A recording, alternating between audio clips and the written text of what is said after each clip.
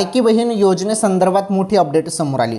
काय आहे मोठी अपडेट सांगतो. 26 लाख बहिणी अपात्र झालेल्या आहेत आणि ज्या बहिणी आता पात्र आहेत त्यांच्या खात्यामध्ये सप्टेंबरचा हप्ता दिला जात आहे. हो, आताच आली एक महत्त्वाची अपडेट, खुशखबर आहे. राज्यातील सर्व महिलांसाठी, लाडक्या बहिणींसाठी एक आनंदाची बातमी आलेली आहे.